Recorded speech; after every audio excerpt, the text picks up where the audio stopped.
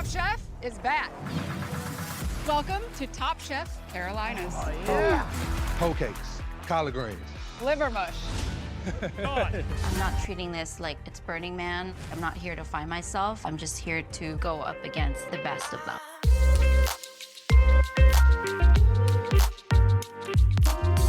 Welcome to the Eat Your Content podcast. I'm your host, Rich Herrera. Thank you for tuning in. Just a quick reminder to follow me on socials at Rich Herrera and at Eat Your Content to keep up with all things going on with the podcast. It is that time of year again. I'm so excited. It is Top Chef season, and I am doing episodic recaps of Top Chef season 23 in the Carolinas. Well, I'm not going to be in the Carolinas, but they're going to be in the Carolinas.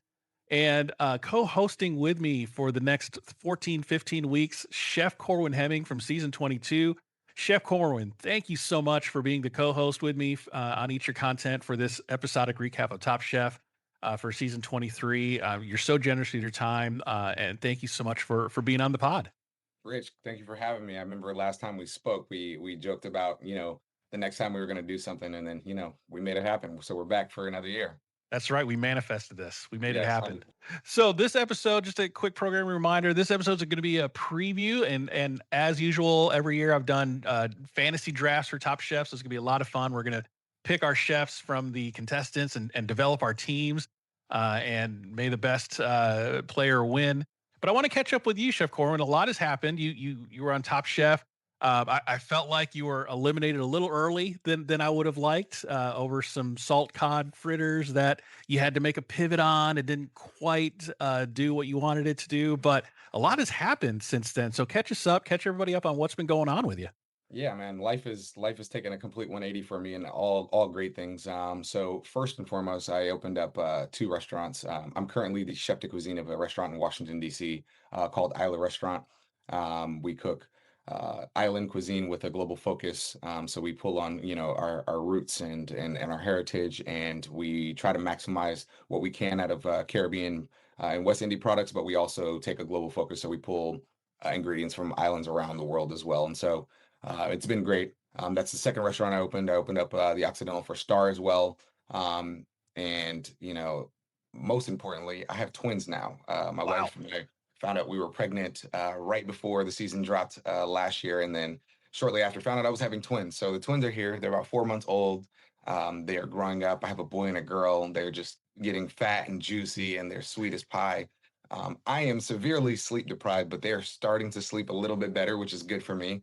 Obviously, closing a restaurant every night and then going home and doing overnight duties. Yeah, it's a lot, but I've nothing but blessed things since last year. Top Chef is still steamrolling for me. So I'm excited for season 23, mostly because I know a couple of the chef contestants. I've either worked with them before or Oh, wow. crossed paths with them. So there's about 4 people on this season that I've either met in person or I have like a connection to through my network. So I'm actually excited for this draft. That's amazing. That's amazing. Yeah. Well, congrats on all the success. I was about to ask you, when do you sleep? It doesn't sound like you do. Mhm. I get about 2 hours of straight sleep, maybe, consistently every day, unbothered, no babies. So I make that work. I got to maximize that little window for sure. You catch a couple of winks in the walk-in during service. No, surprisingly, I just stay hydrated, man. I actually I'm a very high energy person, if you know me, and everybody says I'm wearing it well. It's not forever, and so I'm just trying to stay positive, trudge through it, focus on the restaurant, focus on the babies, focus on the restaurant, focus on the babies. That's great. That's great. Yeah. It's great you're working at a restaurant where you can really play to your strengths on the Caribbean island cuisine that you really did a great job highlighting during your season. Mhm. So that's great. You're able to follow that, after this postseason and get into that. So that's amazing. That's amazing. So let's talk Top Chef season 23. So I'm really excited that it's in the Carolinas. I'm from the South. I have lived in Georgia, I lived in Tennessee, lived in Alabama. I currently live in Florida now, which a lot of people don't consider the South, but it is the South. But when I heard it was in the Carolinas, I got really excited because the places they're filming, Charlotte, Greenville, and Asheville, I'm familiar with those places. So I'm going to see some places that I've seen before. What are you looking forward to most? I'm sure you were a Top Chef fan before going on the show, so you've seen previous seasons, and you're going to watch this season, obviously, with me. But what are some of the things you're looking forward to for this upcoming season? So I'm also from the South. I was born in Georgia. My parents, even though we were military based, we lived in Georgia 3 separate times. I was born in Augusta, We lived in Fort Stewart, which is on the coast, and then Yeah. I lived in right outside Stone Mountain as well. And so I've also lived in Florida. So all things the South, I love Southern cuisine.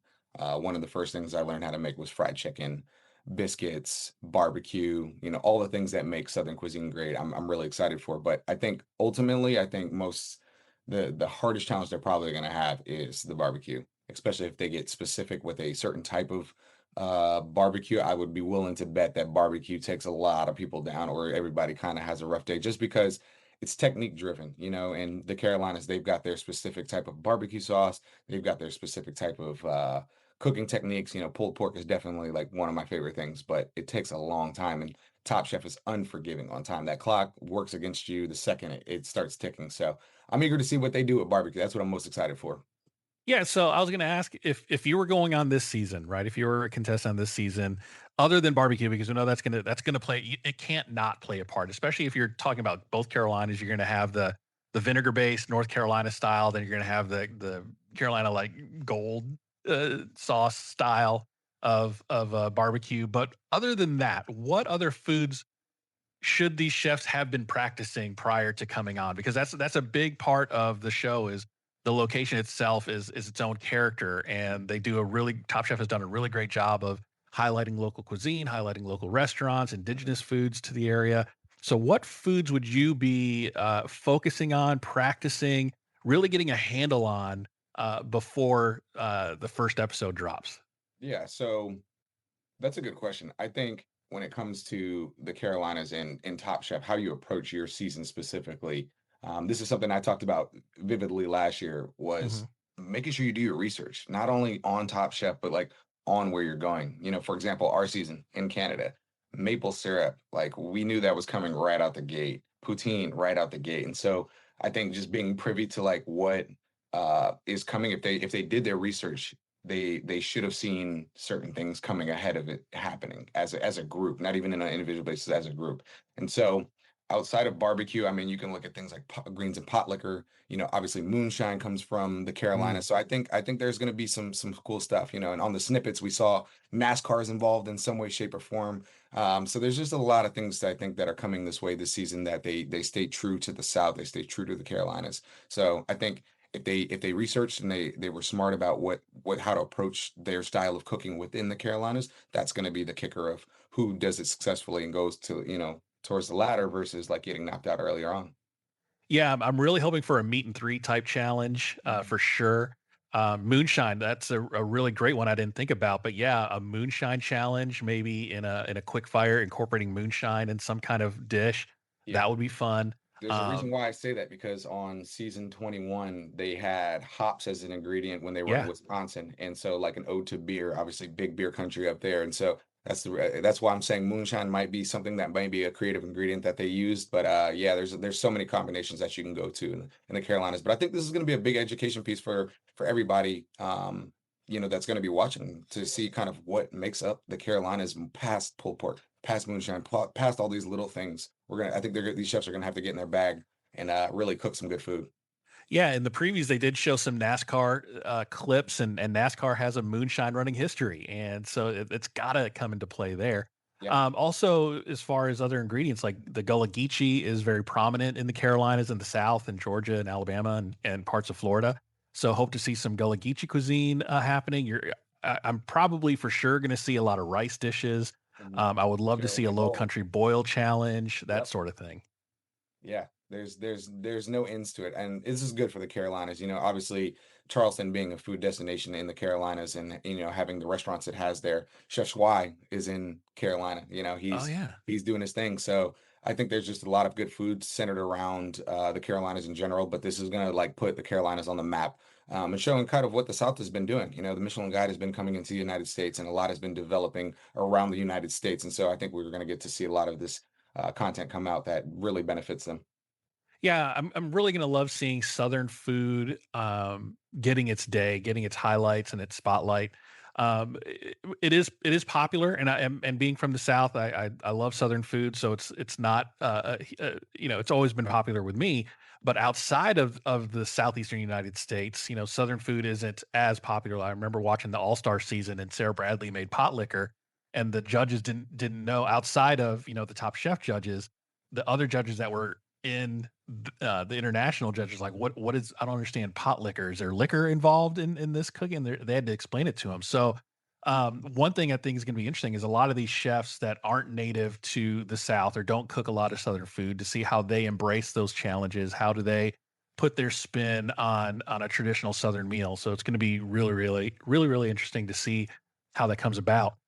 Speaking of some of the contestants, we have some unique contestants. We have twin brothers Oh, that are going to be on the show. We have a husband and wife team that's going to yeah. be on the show. So that I don't think that's been done before. We've had twins, the Voltaggio brothers have been on before, but I Correct. don't think we've ever had a husband and wife team in recent memory that I can think of off the top of my head. Yeah. What are some of the contestants that stand out to you in your early research that you're kind of keeping an eye on? Yeah, so one of my good friends, Nana Araba, she we cooked at Lake Cuckoo together years ago when we were young cooks, and that was a great opportunity for us to get to know each other. I've cooked with Chef Day in New York City as well. I know Chef Anthony, and then Seeger from Chicago is in a group of chefs that I know. His name was always popping up a lot. We've crossed paths once or twice here, but yeah, those are the chefs that I know personally. I'm very excited to see this twin combination, the married couple combination. That's to me a recipe for disaster because at some point in time, it's like you're still standing on your own 2 feet, and one of you guys has got to go at some point. Like it's a Right. non-negotiable. So me personally, I'm gonna take the husband-wife combination as like a not a good thing, and I'm gonna take the twins, even though I have twins and I'm forever a twin dad.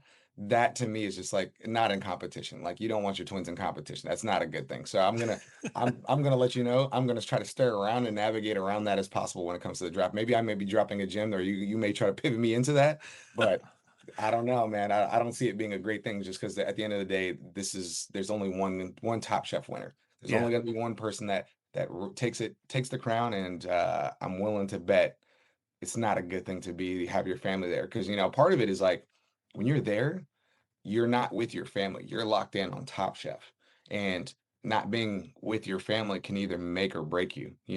We saw Tristan lost his dad last year, and that Mhm. was like a really pivotal moment for him. But he rose to the occasion. He stayed locked in. It lit a fuel under him, and he was like, I have to win. And so having family there to me is like, is that a level of comfortability that could come back to hurt you? Like having a Yeah. sibling there, like you're in a competition, but you have the one thing that is probably the most comfortable of your life. Having a twin, only that person's going to know you your whole life. Yeah. That one person. Having a married spouse there, that person knows you better than anybody in life. Is that a crutch? Because I don't see it being a great thing. Me personally, I'm just going to throw that out there. Yeah, the husband and wife team is going to be interesting because they already work together, right? But this is a different type of pressure. You have the pressure of the clock, you have the pressure of the cameras, you have the pressure of the judges, and that's just different from working on the line with them at your home restaurant. So the dynamics there is going to be the drama, the tension is going to, especially if they're still together on the same team at Restaurant Wars. That's Mhm. a whole different ball game there, and it'll be interesting to see how they either come together, or are we in the makings of maybe a separation? Who knows? I'd hate to see that, but who knows? I would hate to Uh, see that. but hopefully they can rise above. They can rise above. Yes. So let's get right into it. So let's talk the draft, and here's how it's going to work. So Okay. it's basically old school dodgeball pick'em.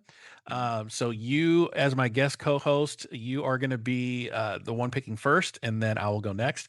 What I would like to see is who are you going to pick and why, Mhm. and kind of explain the thought process of picking these chefs, and we'll just kind of go down the list, and then once we get our teams all set up, we'll talk about the future and how this is going to look. So whenever you're ready, sir, who is your overall number one pick? Okay, so I am gonna take actually Seeger Buyer first. Seeger Buyer. Okay. Yeah, I'm gonna take Seeger first. There's a reason. I lived in Chicago for 3 years. I cooked at a couple of Michelin star restaurants while I was there, and Chicago is hands down my favorite city to eat in the entire United States. Uh, that's maybe controversial. I lived in New York City for a decade. It's just there's something about Chicago's cuisine to me that's special.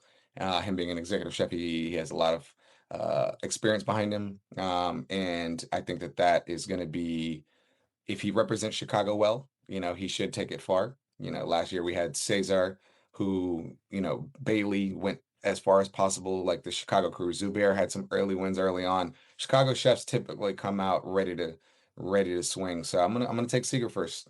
Yeah, it's a good point about Chicago. They do put out some good chefs on the show. I remember Suan came in from Last Chance Kitchen Mhm. and made it all the way through and got pretty far. So that's probably a good pick with Chicago. So Seeger Bayer, the first overall pick for Chef Corwin here. My number one pick, I'm picking a local guy, Oscar Diaz. Okay. I feel like he's a good number one pick. He's a two-time James Beard semifinalist for Best Chef Southeast. He understands Carolina cuisine, I think, Mhm. especially when we talked earlier about barbecue and seafood and produce. I think he is going to be an early standout, Okay. and I think he's going to be because he's local. And normally local folks do really well. Local folks usually do really well because they have kind of that home field advantage. And we have a couple of Carolinians in this group. So for my first pick, I'm picking Oscar Diaz out of Okay. Durham, North Carolina. All Okay. right, who's your next pick? My next pick, I gotta rock with my girl Nana. I gotta rock with her. We cooked together. We were in the trenches. We've trauma bonded. I need Nana to like really lean in and like, she's gonna. I already know she's gonna pull on her African roots and like really like lean into it. And I just gotta rock with Nana. That's my homegirl. I want to see her do well, and I was super excited when the Top Chef announcement came out, and I saw her face, and I literally was like, "Is that Nana?" Just went straight to my phone, texted her, and was like, "I see you." We Girl. had a little chat, and I was like, "Welcome to the Top Chef Club. Like, this is awesome. I'm so proud of you. Like, you're part of the club. Like, this is awesome." And I want her to see her do nothing but good things. Win, lose, draw. It's Nana's one of the homies for sure. Awesome. Awesome. For my number two pick, picking Jossie Bindra out of Houston, Texas. Okay. Kind of for me, an unconventional pick. He is the world's best Indian chef, Okay. according to the bio. He's from Houston, so he's got some southern exposure there. So it'll be interesting to see how he um, embraces the Carolina ingredients and making it his own with his identity as the world's best Indian chef. I'm mainly picking him because he's a chop champion. He has worked under a time pressure before, and I think that experience, especially in chopped, Mhm. I think that experience is going to do well for him in the quick fire challenges and in the elimination challenges when you're just that pressure of the clock is Mhm. just on you the whole time. So for my number two pick, I'm picking Jazzy. I hope Okay. I'm pronouncing that right. That's solid. Your next pick, sir. Number three, I'm gonna go with Mr. Anthony Jones. He is currently a DC-based chef, so I'm gonna take a chance on my guy in DC here. He's the chef de cuisine at Marcus DC, right across town from us. I'm gonna take a bet on him. That's my guy. I'm going with him. Nice, nice. For my next pick, I'm picking Lawrence Louie out of Quincy, Massachusetts. Again, another chopped champion. And from what I've read online, he's actually been training for Top Chef by running time simulations in his own kitchen. So, Ooh. I interviewed or I had Savannah Miller on my podcast last year, and Mhm. she told me about the practices she used to do Mhm. with her fiance and practicing shopping and practicing cooking under a time constraint Oh at her man, house. So I think that practice is going to come in well. And again, gym the chop time. champion. What's that? Gym time, Yeah, 100%. It's a great strategy to have. If you know yourself and you know what you got to do to be battle ready. Me personally, I just read a lot. I was like, you know what? If I'm not, if I can't do it, I can't do it. And if I can, I can, but nothing shakes the nerves like actually being on Top Chef set, Tom, Gail, Kristen sitting right in front of you, and you gotta right. go. And they say the clock starts now, and you literally start sprinting with one singular idea in your head of what dish you're gonna make.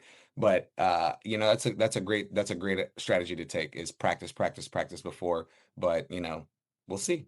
It's like what Tyson said. Everybody's got a plan until you get punched in the mouth, right? Until you get So punched in the mouth, and that's what I'm saying, man. Top Chef is no joke. Once the nerves shake off and you gotta cook, man, it shows you who you are as a chef for sure, really quick. them studio lights come on, and it's like a deer in the headlights. Oh yeah. Who's your next pick, sir? For my next pick, oof, this is gonna we're losing some top picks here. I am going to go with. Sorry, I'm looking at the list to see who's next. I'm gonna take a chance. Let's go with Doyen Ha. Okay. She's based out of Los Angeles. She has a Vietnamese American background.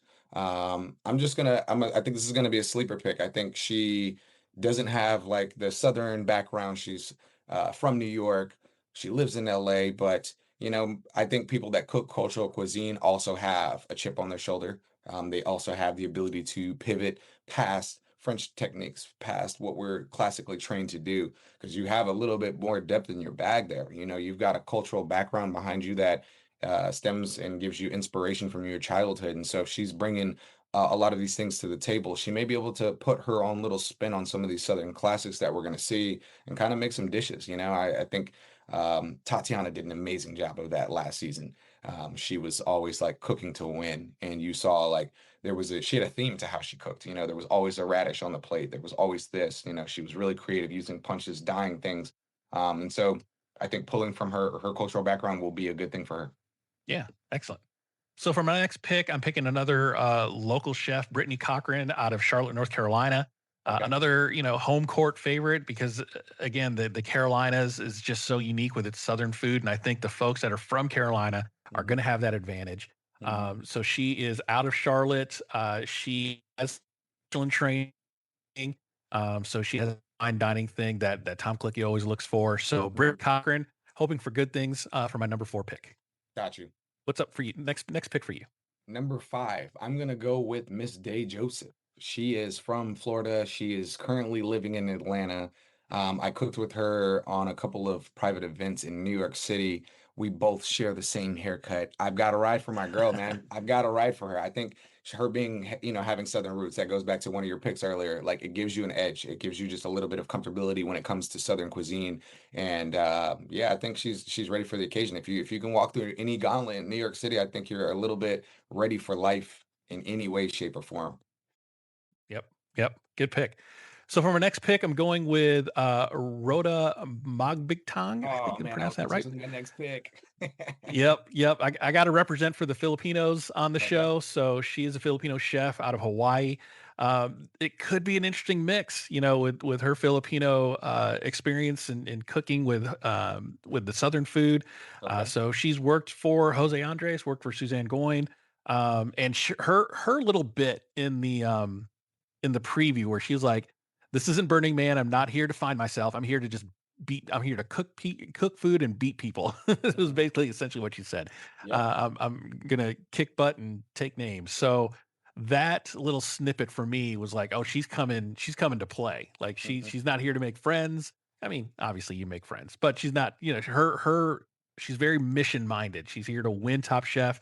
So I'm really interested to see what she's going to do. And I love seeing Filipino food highlighted on shows like Top Chef. So I'm very interested to see what she's going to pull out of her bag. Good. Next pick. I'm gonna go with Miss Sherry Cardozo. Okay. She is based out of Brazil, but she lives in Brooklyn. Shout out to Brooklyn, New York. Lived there the entire time I was in New York City. And also, her background, she comes from the per se, she comes from the chef's table background. That is not to be taken lightly. I think that level of experience at that 3 Michelin star level, even though you're in a cooking competition, it carries a lot of weight. A lot of the portions that you're going to be cooking, believe it or not, are not big portions. They're very dainty. If you're smart, you will keep your dishes as dainty as possible. And if you got it, you got it. And if you don't, you definitely don't. And she, has 2 very, very heavy hitters on her background. She's also from Brazil. So I would love to see if she's able to have a separation of degree between her cultural roots, her fine dining background, her living in New York City, and kind of make that all clash in the Carolinas. Nice. So for my next pick, I'm picking one of the twins, Jonathan Dearden.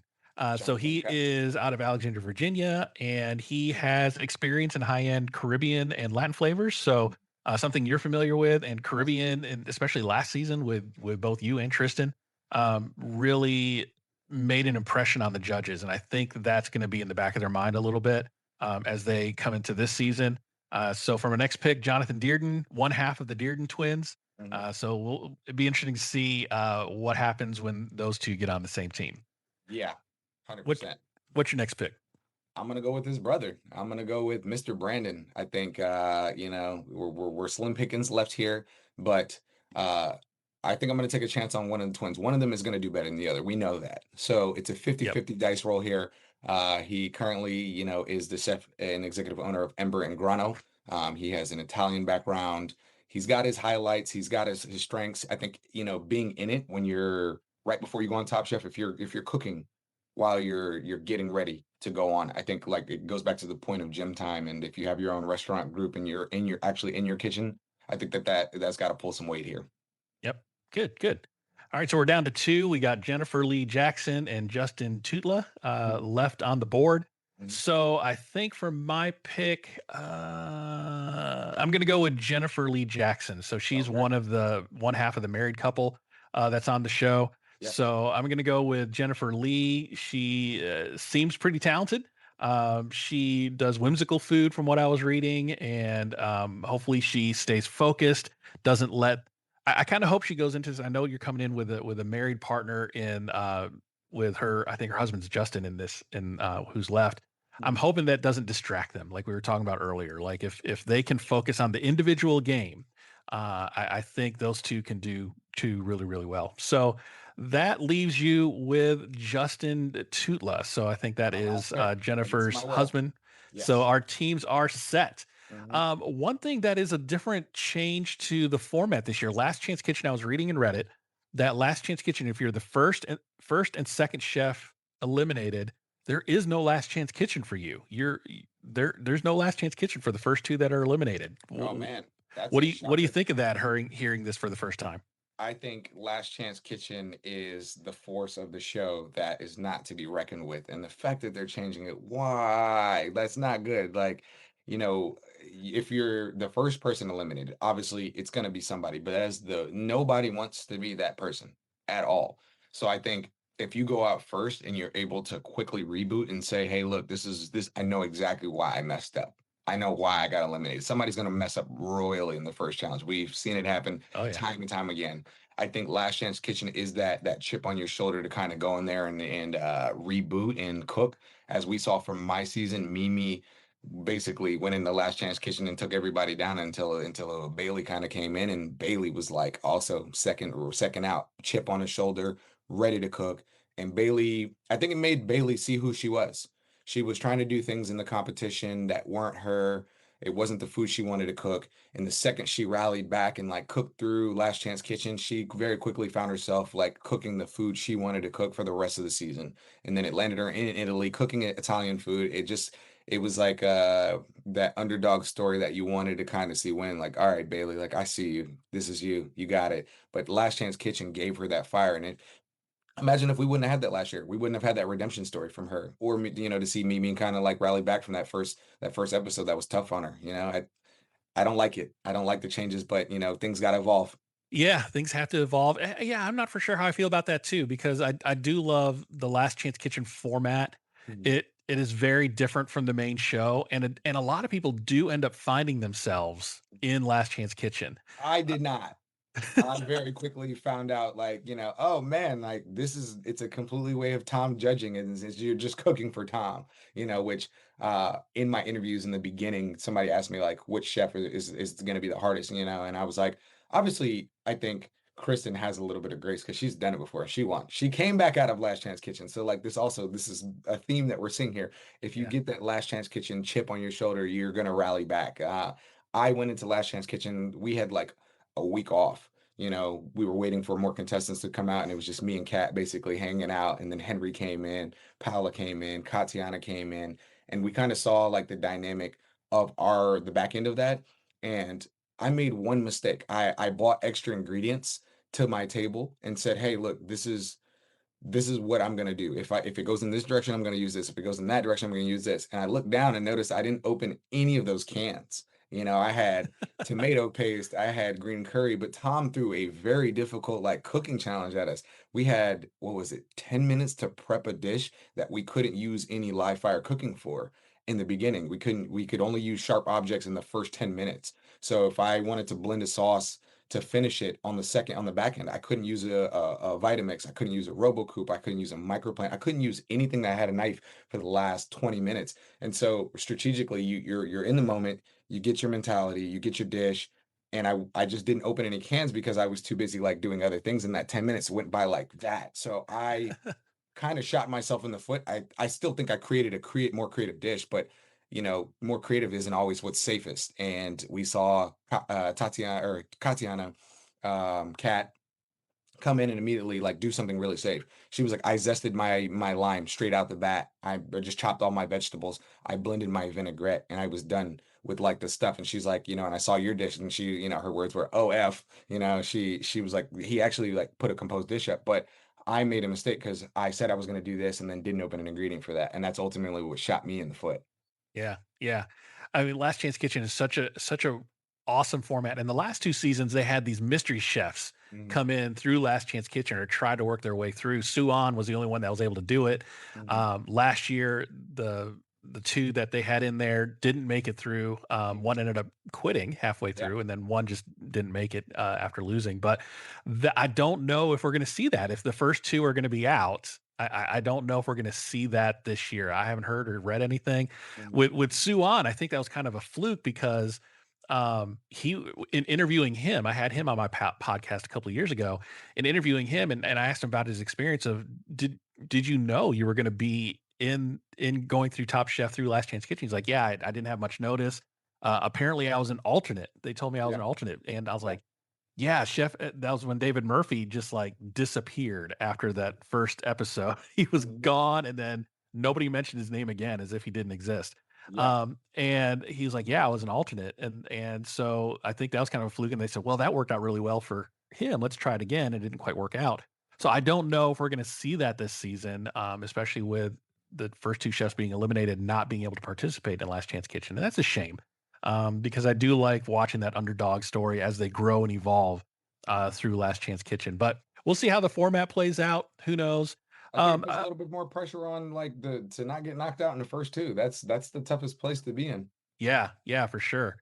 I do want to talk, kind of wrapping things up, talking about the legacy of Top Chef. This is 23 seasons of this show, and there's been a lot of um, kitchen competition shows that have come and gone. Some have stayed longer than others, but Top Chef has really had this legacy, and being what it is today. It doesn't change much. Its format is relatively the same through every season.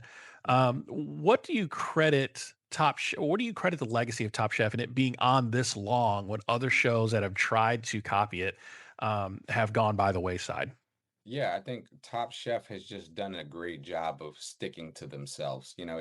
It's evolved over time, like all things naturally, but it pivoted itself as being one of the premier cooking shows, right there with Master Chef, Iron Chef, like all of these top tier shows. It pivoted itself in that. Even Chop has its weight, but then they're all different for their own reasons. But for me specifically, Top Chef is a small club. You'll see multiple seasons of Chop come out per year. Top Chef, you got to wait for it once a year, man. So 23 years, 23 seasons. There's right around 100 and something chefs. There's not that many. And the fact that they've also pivoted into the local, a lot of places, Top Chef Canada, Top Chef Tokyo, like, a lot of these small cities also have been able to, or not small cities, but local markets have been able to put on through the Top Chef platform and give kind of people their moment of shine. Like it's just cool, man. And Tom has been there through the OGs. I love the fact that multiple contestants have come back. Kristen is now a host after winning season 10. Chef Kwame Nwachi was a host with Padma, and it's just they've just done a great thing with picking people and highlighting people for their moment, man, and giving people a shine. And Tom Clicky is an OG. He's been around. He still owns restaurants. He's still in New York City, even in his 60s. He's still doing it, man. And he makes the time to travel for food and wine. He makes the time to do all these things to like keep the Top Chef brand going. And I think that ultimately is why Bravo, NBC, they figured out what they want to do. They made their adjustments over time and what they wanted to see, because before it was a little bit more drama based. Yeah, The chefs were a little bit more at each other's necks, and it wasn't as family focused. But I think they very quickly identified like who's watching Top Chef. On my season specifically, I was shook that so many of my friends' kids were watching me cook and being like, I want to be like that guy, or I want to wear the Jamaican bandana on my head, like, in some of the competitions. But, you never know who you're going to inspire. And I think Top Chef just gives you the platform to like, if you go on and represent yourself well, they're going to make you look like an amazing person. They're going to make you look like an amazing chef. They're going to highlight your food as best as possible. They're going to tell your story. And I think that is just like one of the most special things as a chef, and getting to go on a competition like this, and having, if you can go and cook for duration there, you can get it, you can get it, and they're going to help you do it. Yeah, a lot of chefs that I've talked to that come out of the Top Chef gauntlet always say that they're a different chef coming out than they were coming in. And can you say the same? Like, are there things that Top Chef taught you during your time there that you are still using to this day, running two restaurants? I think more specifically, I was mostly grateful for the connections of like the people I came in contact with. Like me and Tristan text each other like every other week. Me and Vinny will hop on a call once a month. Like the group chat is always popping with like stories about each other's restaurants, or like, yo, my kitchen flooded tonight. I hate this. Like, what is, we just trauma bonded so hard on our season that I think that we carry that into like, our thing. And now, watching our season, like everybody's doing pop-ups now. Like Paula's hosting everybody. Paula, invite me. I want to come to Kentucky and see you.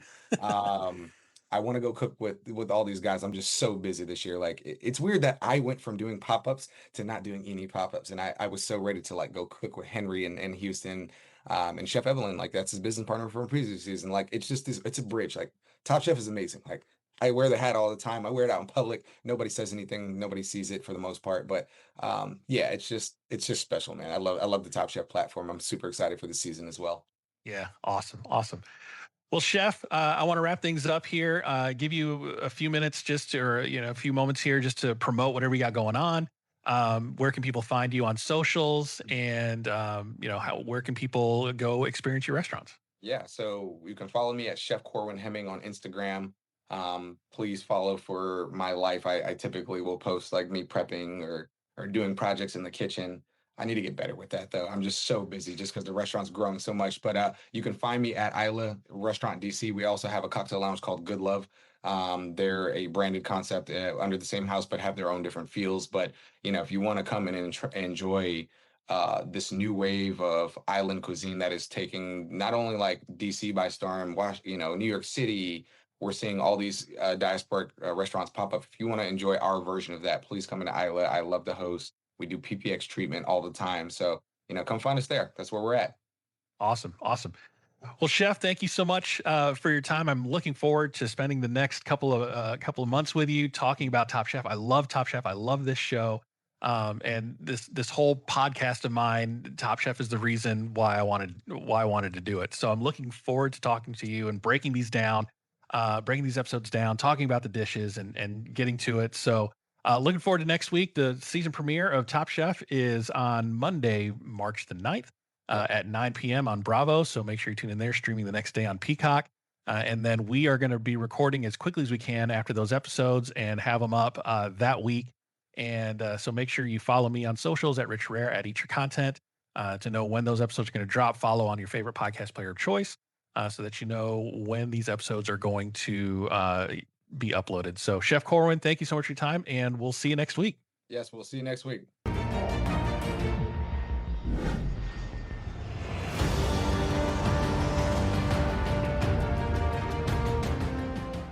Thanks for listening to Eat Your Content. If you like what you hear, please consider supporting the podcast through my merch store on TeePublic. Get great quality items like t-shirts, hats, mugs, and more, all sporting the vibrant Eat Your Content logo. Go to teepublic.com/user/eatyourcontent for more great items, and thanks for your support.